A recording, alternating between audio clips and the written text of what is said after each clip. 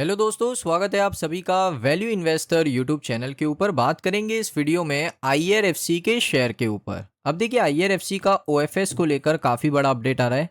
तो क्या आईआरएफसी के शेयर में ओएफएस आपको 2025 में देखने को मिल सकता है? क्योंकि अभी बहुत ही कम समय बचा है। ऑलमोस्ट यहाँ पर आप कह सकते हो कि अक्टूबर का महीना चालू हो चुका है, इसके बाद नवंबर, उसके बाद दिसंबर, 2025 खत्म। तो क्या ओएफएस आपको देखने को मिल सकता है आईआरएफसी में? इस वीडियो में बात करेंगे, सारी क्लैरिटी के ऊपर बात करेंगे। सबसे पहले मैं आपको बताना चाहता हूं कि लास्ट रिपोर्ट हमें यहां पर क्या देखने को मिला था सोर्सेस की तरफ से। बजट 2024 की बात है। मैं आपको रिपोर्ट का डेट बता देता हूं, 28 जून 2024। ये देखिए, 28 जून 2024 को दोस्तों ये रिपोर्ट आया था। लगभग 14:22 यानी 2:22 के आसपास ये रिपोर्ट आया था। इस रिपोर्ट के अंदर हमें बताया गया था कि जो सरकार है वो यहाँ पर सेल कर सकती है small stakes Mazagon dock, IRFC, NFL और आरसीएफ के अंदर। अब ये सभी कंपनीज के अंदर दोस्तों आईआरएफसी भी शामिल है। आईआरएफसी के अंदर कितने परसेंट जो स्टेक है उसको सेल आउट किया जा सकता है? यहाँ पर आप देख सकते हो, जो सेंट्रल है वो कंसीडर करेगा कि सेल करे स्मॉल स्टेक आईआरएफसी के अंदर, नेशनल फर्टिलाइजर के अंदर, राष्ट्रीय केमिकल के अंदर और उसके साथ साथ और भी कुछ कंपनीज के अंदर ओएफएस के थ्रू। यहाँ पर स्पेसिफिक ओएफएस का मेंशन था और यहाँ पर जो सोर्स था वो एक की ऑफिशियल है। सरकार के जो की ऑफिशियल्स होते हैं उनकी तरफ से ये रिपोर्ट था। Government is likely to continue focusing on OFS as a strategic sales are at various stages।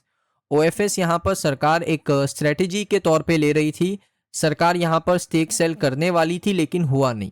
ये सभी को पता है, 2024 से 25 आ गए, साल भर कंप्लीट हो गया, लेकिन आईआरएफसी के अंदर आपको OFS देखने को नहीं मिला। अब यहाँ पर दोस्तों एक नया रिपोर्ट आया है जिसमें मैं आपको बता दूं, आईटीआई, आईआरएफसी और ऐसे दो अदर स्टॉक्स हैं जहां पर आपको ओएफएस देखने को मिल सकता है, क्योंकि वो कंप्लाई नहीं कर रहे सेबी रेगुलेशंस के अंदर।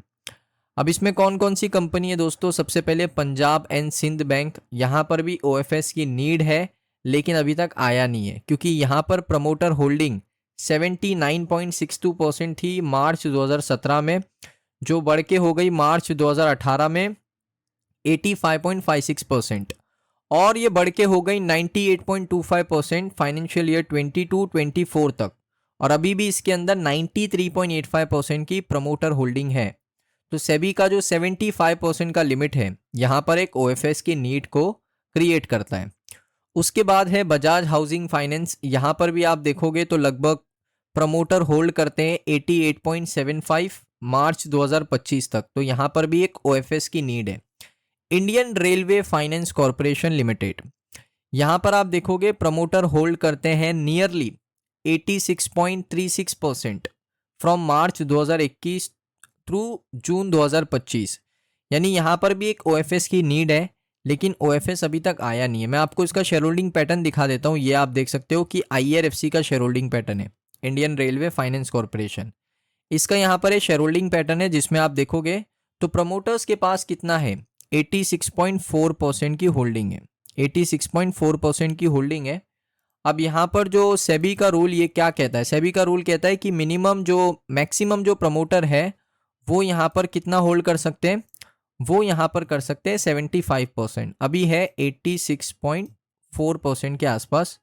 अब यहाँ पर माइनस कर देंगे 75, यानी 11.4% के आसपास प्रमोटर्स को सेल करना पड़ेगा। 11.4% के आसपास सरकार को यहाँ पर एक ओएफएस लाना पड़ेगा। अब देखिए, ओएफएस के अंदर सिर्फ रिटेलर्स को तो नहीं देना है ना, यहाँ पर एक एचएनआई का भी हो सकता है, हाई नेटवर्थ इंडिविजुअल्स।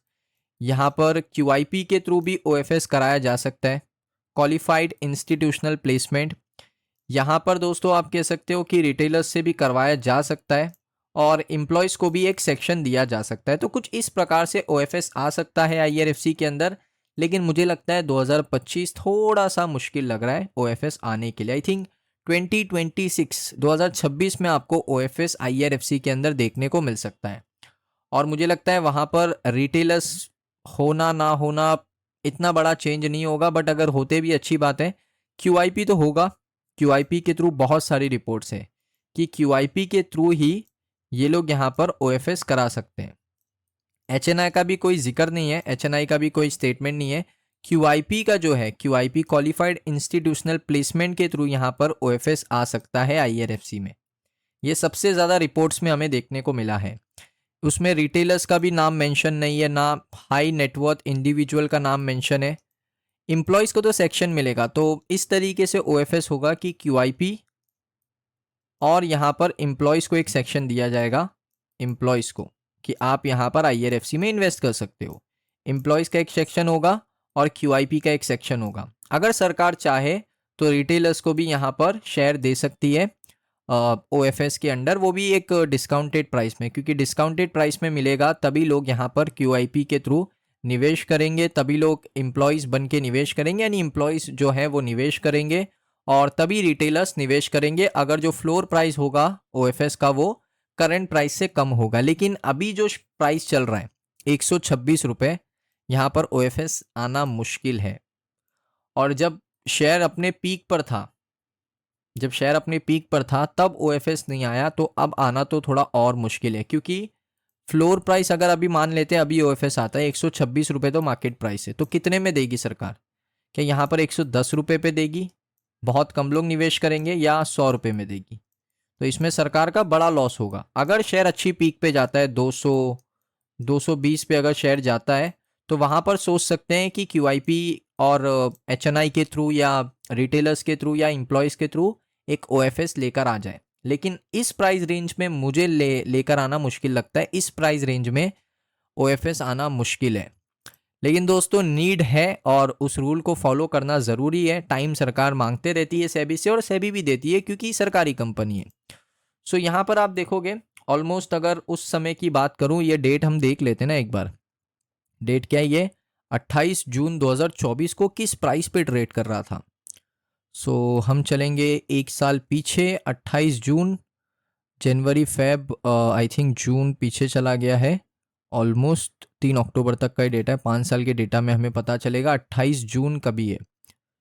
फेब, मार्च, अप्रैल, मई, जून, यहाँ पर ऑलमोस्ट आप कह सकते हो कि था ये, यहाँ पर पीक थी 217 रुपये की।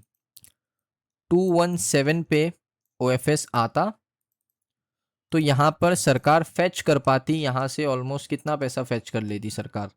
लगभग 7,600 करोड़ के आसपास, 7,600 करोड़ के आसपास सरकार यहाँ पर फैच कर लेती। लेकिन सरकार ने वैसा सही नहीं समझा। आई थिंक कुछ टारगेट होगा मन में कि 10,000 करोड़ ही हमें फैच करना है और 75% मेंटेन भी करना है, तो ये चीज़ होगी माइंड में। बट देखते हैं अभी क्या होता है। लेकिन 25 में आना बहुत मुश्किल है।